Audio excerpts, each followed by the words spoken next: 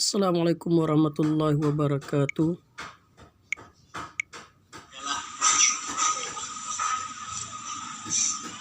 Rasa syukur Allah Subhanahu wa Ta'ala masih menggunakan kita semua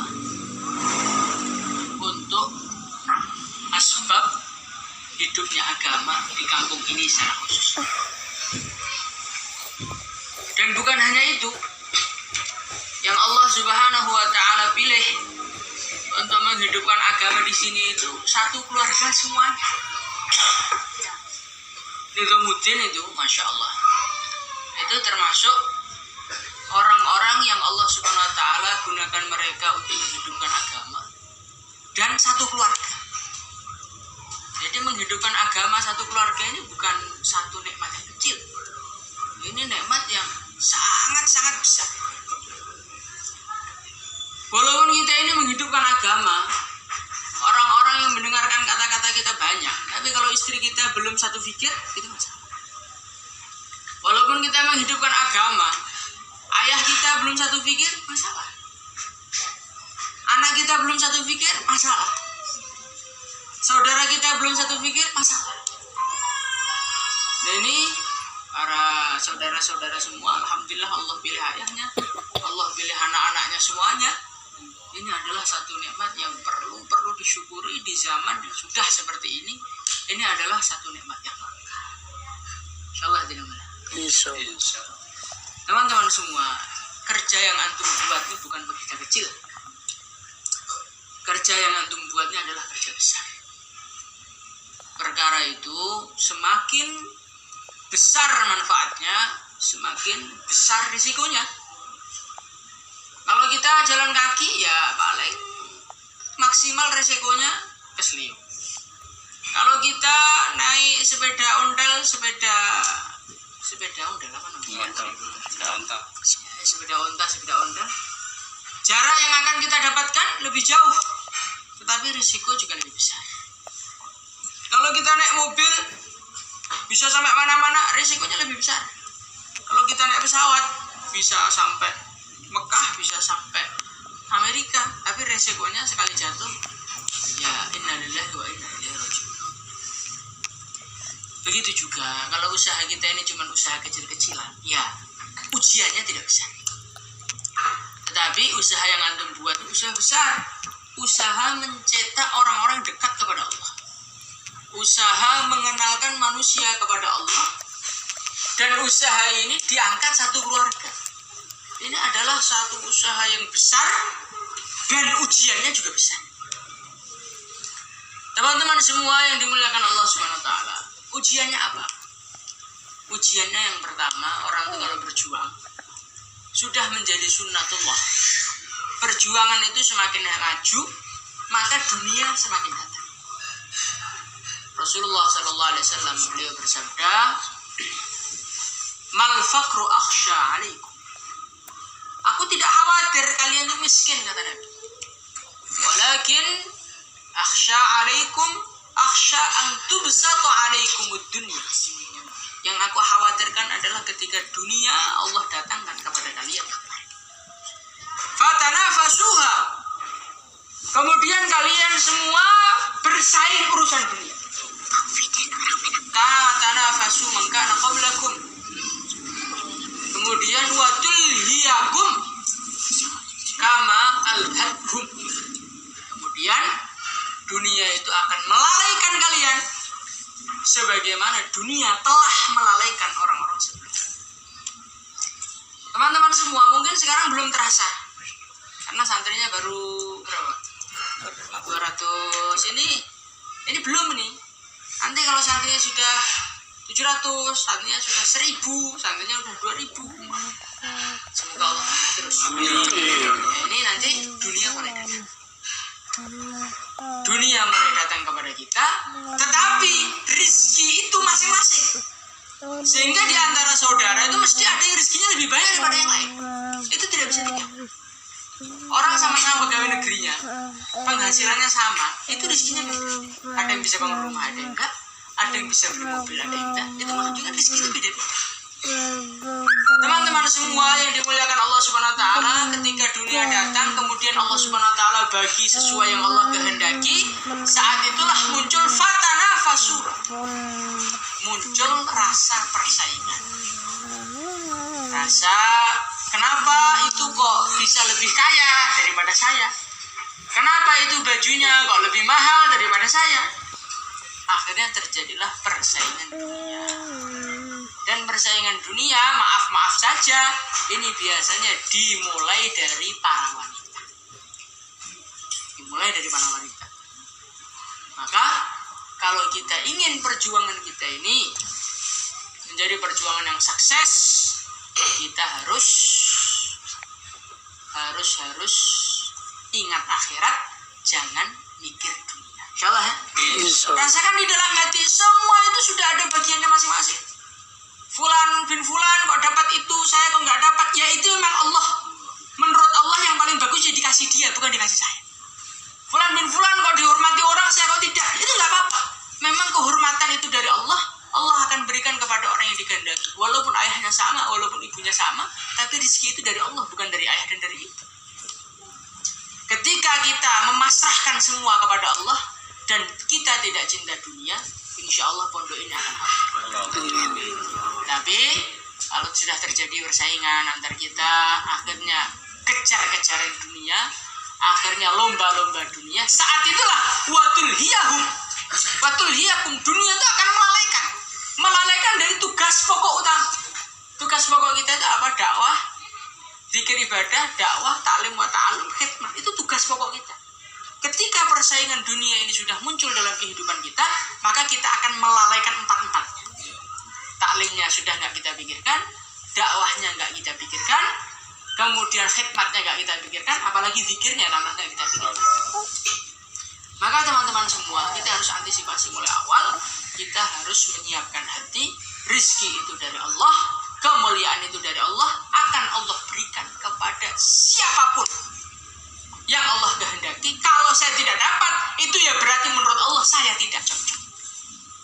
Hadirin yang mulia, kalau ada seorang ayah, dia mempunyai anak umur 10 tahun, anak umur 5 tahun, anak umur 3 tahun. Kemudian anak yang 10 tahun diberikan baju ukuran XL. Anak yang 3 tahun diberikan baju ukuran S. Ada yang protes nggak? Enggak. Nggak ada. Pak, kenapa nggak disamakan XL loh? Memang anaknya beda. Walaupun ini semua anak saya, karena usianya beda, maka saya berikan yang beda. Itu manusia semua paham. Kenapa kita tidak paham dengan pembagian Allah? Allah Subhanahu wa taala memberikan fulan bin fulan ukuran dulu hartanya XL. Terus kita dapat S. Ya itu yang paling bagus ya itu. Mungkin di dalam hati dia ada kelebihan-kelebihan yang Allah tahu dan kita tidak tahu. Maka teman-teman semua yang dimuliakan, siapkan hati kita, semua pembagian dari Allah, kita sikapnya ridho, jangan saling iri-irinya. Insyaallah ya. Insyaallah. Teman-teman semua yang dimuliakan Allah Subhanahu wa taala, kerja semakin besar, risiko semakin besar. Di antara risikonya adalah nanti di dalam perjuangan ini akan datang orang-orang yang cocok dengan salah satunya. Orang yang cocok dengan Pak Subhanu. Nanti ada orang yang cocok dengan Pak Hizbul. Nanti ada yang cocok dengan Fulan. Nah, orang-orang dekat ini biasanya dia ini akan memperkeruh keadaan. Dia akan datang kepada antum, Masya Allah, Subhan. Di antara saudara-saudara antum tuh antum paling best lah.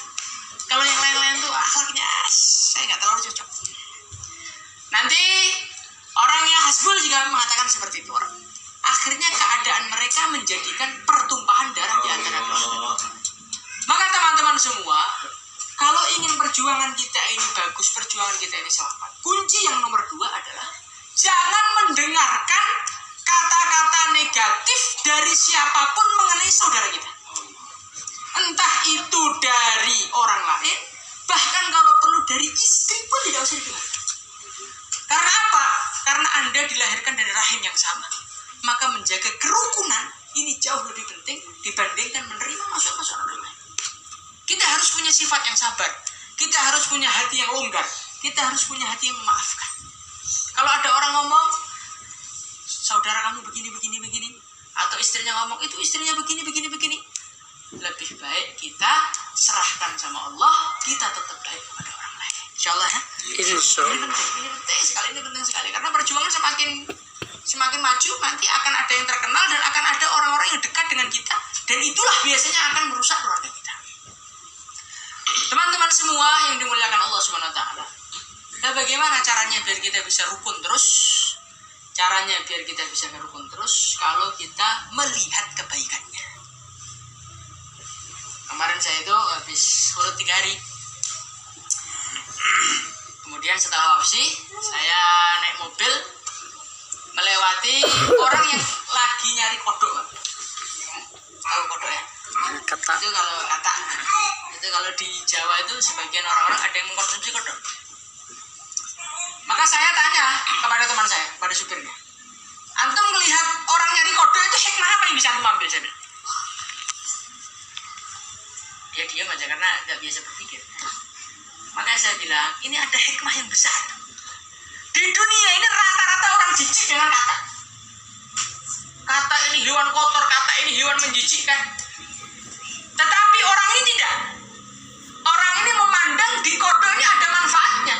Ini bisa mendatangkan uang kepada saya. Ini nggak bicara hal haram ya. Maka karena dia melihat kebaikan kodok, kodok yang menjijikkan bisa menghidupi dia dan keluarga.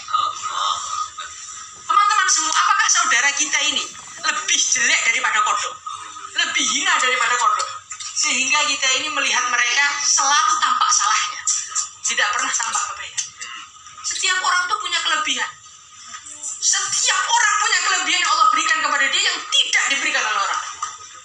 Maka pandanglah kebaikan saudara kita. Husnudzan kepada saudara. Nanti kalau kita pandang kebaikannya, walaupun saudara kita ini sejelek apapun kebaikannya tetap akan kita dapatkan. Tapi kalau kita pandang kejelekannya, ingat selain baginda Nabi mesti punya kurang. Kalau pabrik mobil, dia hanya melihat kelemahannya komponen-komponen mobil nggak akan jadi. Ini mesin bisanya dorong aja nggak bisa jalan sendiri. Ini roda bisanya muter aja nggak bisa jalan sendiri. Ini kursi emang empuk bisa diduduki, tapi dia nggak bisa jalan. Akhirnya mobil nggak bisa jalan. Tapi ketika mesin diambil, roda diambil, kursi diambil, akhirnya jadilah mobil yang bisa dijual mahal. Begitu juga teman-teman semua, di dalam saudara kitanya ada yang karakternya seperti mesin, dorong dok tapi nggak pernah jalan. Gimana dok? Taruh tapi nggak pernah jalan. Ada yang dia itu siapnya jalan tapi nggak bisa ngomong. Itu ada. Ada yang dia ini seperti kursi empuk, tidak pernah ganggu tapi juga tidak pernah buat apa. Hadirin mulakan Allah Subhanahu Wa Taala, ini semua punya kelebihan, kita kumpulkan. Dulu zaman Rasulullah SAW, kebaikan itu kumpul dalam Rasulullah SAW. Tetapi setelah baginda Nabi Muhammad SAW wafat, kebaikan itu disebar oleh Allah kepada umat. Lah untuk menyatukannya adalah dengan berjamaah satu hati. Nanti ada yang ahli khidmat, biar dia sibuk dengan khidmatnya. Ada yang ahli ngajar, dia sibuk dengan ngajarnya. Ada yang pintar manajemen, biar dia sibuk dengan manajemennya. Semua penting. Saya ini yang paling tinggi karena saya ini adalah yang alim. Orang alim nggak ada bagian khidmat nggak jalan. Apakah yang alim akan disuruh masak di dapur? Akhirnya santri malah nggak ada yang ngajar. Yang taklim ngajar, sibuk ngajarnya, yang khidmat sibuk khidmatnya. Ketika mereka satu hati, akhirnya timbullah satu kerja besar. Ada satu cerita. Ada seorang ini di Damaskus. Ini yang cerita kepada saya ini cucu beliau. Beliau kakeknya ini adalah penggali kubur. Ketika dia menggali kubur, tiba-tiba ada seorang wanita. Dia ini membawa jenazah anaknya. Ini tolong saya pesan kuburan satu untuk anak saya. Oh iya. Setelah kubur siap, anaknya dimasukkan. Tiba-tiba ada cahaya dari langit, malaikat-malaikat turun mengambil jasadnya anaknya. Tidak selang berapa lama ibunya datang lagi. Ini apa namanya? Saya juga pesan lagi satu lagi untuk anak saya. Ini baru wafat. Kejadian yang sama terjadi lagi. Maka tukang kuburan itu heran. Ini kok bisa nih? Apa anaknya ini? Apa keistimewaannya kok malaikat-malaikat mengambil jenazah beliau? Akhirnya orang tuh datang kepada ibunya. Bu, anak ibu itu apa sih kerjaannya? Kok bisa begitu hebat sampai malaikat-malaikat datang dalam penguburannya? Oh nak, yang pertama itu ahli ilmu. Yang kedua, orang pedagang tapi dia yang membiayai alim. Jadi seorang pedagang, seorang cari duit tapi untuk biaya orang alim tadi, itu derajatnya di sisi Allah sama. Maka teman-teman semua, untuk berdirinya pondok itu nggak bisa orang alim tok, nggak bisa. Dia harus ada khidmatnya, dia harus ada manajemennya, harus ada ini, ada ini. Ini semua penting, nggak boleh kita buang. Apalagi yang ikut andilnya adalah keluarga kita sendiri, maka semua adalah yang hebat. Semua harus ikut andil dan semua harus. Insyaallah. Insyaallah. Teman-teman semua yang dimuliakan Allah Subhanahu wa taala, kemudian kunci yang ketiga supaya kita bisa rukun adalah kalau kita tidak membicarakan keburukan. Yang kita bicarakan kebaikan, tidak kita bicarakan keburukan. Sibukkan diri dalam amal, sibukkan diri dalam amal. Jangan sibukkan mulut kita untuk menggunjing. Namanya orang rumah tangga mesti ya kadang-kadang anaknya kita nggak cocok sama keponakan kita yang lain, istri kita nggak cocok dengan istrinya.